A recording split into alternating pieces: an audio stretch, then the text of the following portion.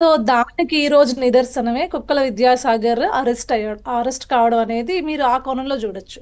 మీరు హ్మ్. గతంలో కూడా చెప్పారు, ఏదైతే ఈ కేసు అనేది ఉందో దాన్ని ఓన్లీ ఆఫీసర్స్ వరకు లేకపోతే కింద స్థాయి పోలీసుల వరకు మాత్రమే ఇది చూస్తున్నారు, కానీ దీనికి సంబంధించిన అసలు నేరస్తుల్ని మీరు పట్టుకోలేదని చెప్పేసి మీరు గతంలో నన్ను క్వశ్చన్ చేయడం జరిగింది లక్ష్మి గారు. హ్మ్. నేను ఆ రోజు చెప్పాను, ఎవిడెన్షియల్ ప్రూఫ్స్ ఇందులో ఎవరైతే ఈ కేసులో ఇన్వాల్వ్ అయి ఉన్నారో కేవలం ఆ, ఎవరి కోసమైతే ఈ యొక్క క్రైమ్ ని చేశారో వారితో సహా ఎవరి కోసం చేశారో ఎవరి గురించి చేశారో వాళ్ళతో పాటు వీళ్ళు ఏ ప్రాపకం కోసం చేశారో అంటే ముంబై నుంచి ఏకంగా ఒక ఆడబిడ్డని ఇక్కడికి తీసుకొచ్చి కేవలం ఆంధ్రాలో అంటే మనం గతంలో ఎప్పుడు చెప్పుకుంటూ ఉండేవాళ్ళం, బీహార్లోనో ఇంకెక్కడో వేరే చోట ఒరిస్సా లాంటి చోట ఎక్కడో మారుమూల చోట్ల ఏదో ఇట్లాంటివి జరిగేవి అని చెప్పేసి మనం విన్నాం. హ్మ్. కానీ ఇప్పుడు డైరెక్ట్ గా మనం ఇక్కడ ఆంధ్రాలో ఈ కేసు చూస్తున్నాం అంటే ఏంటి అంటే మీకు ఇర్రెస్పెక్టివ్ ఆఫ్ ఎనీ కంట్రీలో ఉండే ఎనీ స్టేట్స్ లో ఎక్కడైనా సరే ఏదైనా ఒకటి జరిగితే ఇక్కడికి తీసుకొచ్చి రెడ్డి అనే ఒక నియంత అండర్ లో పోలీస్ సిస్టమ్ ఉంది కాబట్టి వాళ్ళని బెదిరించడానికో భయపెట్టడానికో ఇక్కడ హెరాస్మెంట్ హబ్ గా చేశారండి ఆంధ్రాని. ఫస్ట్ ఆఫ్ ఆల్ హ్మ్. ఇది ఈ కేసులో ప్రూవ్ అవుతోంది.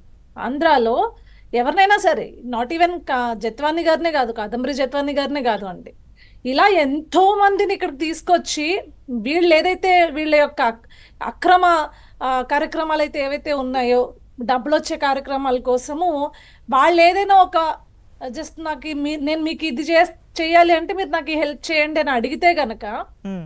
వాళ్ళందరినీ తీసుకొచ్చి ఇక్కడ ఆంధ్రాలో పోలీస్ వ్యవస్థను కేవలం వీటి కోసం మాత్రమే పెట్టి వాళ్ళని టార్చర్ చేసిన పరిస్థితి ఉంది. జస్ట్ ఈ మీరు చెప్పినట్లయితే మీరు మనం మాట్లాడుకున్నట్లయితే తాడేపల్లి క్యాంప్ ఆఫీస్ నుంచి మీరు గూగుల్ టేక్అవుట్ అన్నారు ఇందాక, హ్మ్. హ్మ్. అవును. ఈ యొక్క ప్రణాళిక అంతా ఎక్కడి నుంచి రచించబడిందండి? హ్మ్. తాడేపల్లి క్యాంప్ ఆఫీస్ నుంచే రచించబడింది. సో అంటే ఇది కేవలం ఒక ఏమంటారు అంటే ఒక డాన్ హబ్ కింద ఆంధ్ర రాష్ట్రాన్ని మార్చేసి ఇక్కడ కేవలం ఒక క్రైమ్ యాక్టివిటీ జోన్ లాగా తయారు చేసింది గత 5 సంవత్సరాలుగా వైఎస్ఆర్సీపీ పార్టీ ప్రభుత్వం. హ్మ్. క్లియర్ గా ఇందులో ఓన్లీ నాట్ ఈవెన్ కింద ఏదో constables, SI level officers, CI level officers వీళ్ళు కాదండి. మొత్తం ఇందులో ఐపీఎస్ మీరు క్లియర్ గా ఐపీఎస్ లను సస్పెండ్ చేయడం జరిగింది. అదే విధంగా దీనిపైన అసలు ఏ ఉద్దేశంతో మీరు ఆమెని ఇక్కడికి తీసుకొచ్చి హెరాస్ చేశారు, ఆవిడ ఫోన్లు ఎందుకు స్వాధీనం చేసుకున్నారు, ఆవిడ ఫోన్ పాస్వర్డ్ చెప్పకపోతే మీరు అత్యంత దారుణంగా ఆమెను హెరాస్ చేసి ఆఖరికి వాళ్ళ వాళ్ళ పేరెంట్స్ ని చూస్తే ఆవిడ మొన్న వాళ్ళ మదర్ తో వచ్చారండి. అసలు ఆవిడ్ని చూస్తే హ్మ్.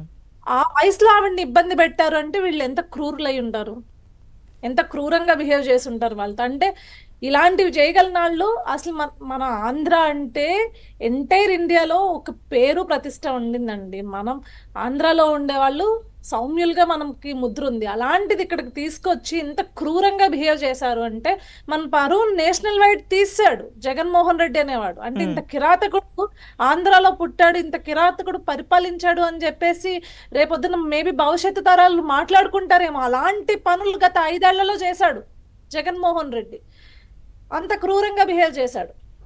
సి క్లియర్ గా ఈ ఈ క్రిమినల్ యాక్టివిటీస్ అన్ని ఏవైతే జరిగినాయో దానికి సంబంధించి ఇందాకే ఒక చిన్న ట్వీట్ కూడా చూసానండి. హ్మ్. జత్వానీ కేసులో జిందాల్ కి సంబంధించిన ఉన్నతోద్యోగి అవును. కూడా ఇందులో కీలక పాత్రని పోషించినట్టు తెలుస్తోంది. అవును. సో ఈ యొక్క క్రైమ్ కి ఏదైతే మూలం ఉందో అక్కడి నుంచి అదే విధంగా మనం చూసుకున్నట్లయితే హ్మ్. ఇక్కడ ఎవరు ఎందుకు ఇక్కడ వరకు తీసుకొచ్చి ఆమెను హెరాస్ చేయడానికి రీజన్ ఏంటి, ఎందుకు తాడేపల్లి క్యాంప్ ఆఫీస్ దగ్గర ఈ ప్రణాళిక అంతా రచించబడింది, హ్మ్. దీంట్లో ఎవరెవరు ఇన్వాల్వ్ అయి ఉన్నారు, ఈవెన్ దో గత ముఖ్యమంత్రి అయినా సరే, ఈవెన్ దో ముఖ్యమంత్రి స్థాయిలో ఉన్న వాళ్ళని కూడా ఇందులో వదిలిపెట్టే ప్రసక్తే లేదు. మేము క్లియర్ గా ఆ రోజే చెప్పాను లక్ష్మి గారు, మీకు ఎవిడెన్షియల్ ప్రూఫ్లన్నీ కూడా క్లియర్ గా ఉండిన తర్వాత వాళ్ళు ఎక్కడున్నా కూడా హ్మ్.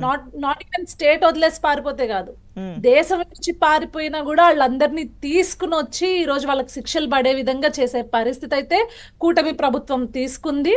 ఈ యొక్క కేసుని ఖచ్చితంగా కనుక ట్రాక్ చేసి మేమందరం కూడా మేము కూడా ఎక్స్పెక్ట్ చేస్తుంది ఏంటి అంటే ప్రభుత్వం ఈ కేసుని ఫాస్ట్ ఫార్వర్డ్ గా కనుక దీన్ని ముందుకు తీసుకెళ్లి అతి త్వరగా వీళ్ళందరినీ కూడా పనిష్ చేయగలిగితే హ్మ్. ఆంధ్ర రాష్ట్రంలో ఆడబిడ్డలు మిగిలిన ఆడబిడ్డలందరికి కూడా లిటరల్లీ ఒక రక్షణ కల్పించిన వాళ్ళం అవుతామండి మేము కూడా. అందుకే ఇంత ఫాస్ట్ గా ఇది ఫాస్ట్ ట్రాక్ ఎట్లయితే ఉంటుందో ఈ ఈ ఆపరేషన్ అంతా జరుగుతుంది అనమాట, ఇంత fast track mode. Why because ఎందుకు అంటే ఇప్పుడు వరకు మనం చూసాం గతంలో రకరకాల ఇన్సిడెంట్స్ జరిగినాయి ఆడబిడ్డల మీద. ఈవెన్ దో కూటమి ప్రభుత్వం వచ్చినప్పుడు కూడా వెంటనే చూసినట్లయితే ఫస్ట్ 1 month లో కూడా ఘోరమైన అసలు ఇన్సిడెంట్స్ అన్ని బయటకు వచ్చినాయండి. చిన్న బిడ్డల పైన కూడా దాడి చేయడం జరిగింది, ఐ మీన్ వారి పైన కూడా అత్యాచారాలు, హత్యలు చేయడం జరిగింది చిన్న చిన్న పిల్లల్ని. దాంట్లో మైనారిటీస్ కూడా ఇన్వాల్వ్ అయి ఉన్నారు. అంటే ఏ రకంగా ఈ స్టేట్ ని ఎంత దారుణంగా భ్రష్టు పట్టించారు అనే దానికి నిదర్శనం. మనం గత 2 నెలలుగా తీసుకుంటే ఇట్లాంటి అత్యాచారాల గురించి కానీ లేకపోతే ఆడబిడ్డల పైన జరిగిన దాడుల గురించి కానీ గత 2 నెలలుగా ఇవన్నీ తగ్గుతూ ఉన్నాయి. ఇప్పుడు క్లియర్ గా మళ్ళీ పోలీస్ యంత్రాంగాన్ని మొత్తం కూడా, అంటే కేవలం పోలీస్ యంత్రాంగం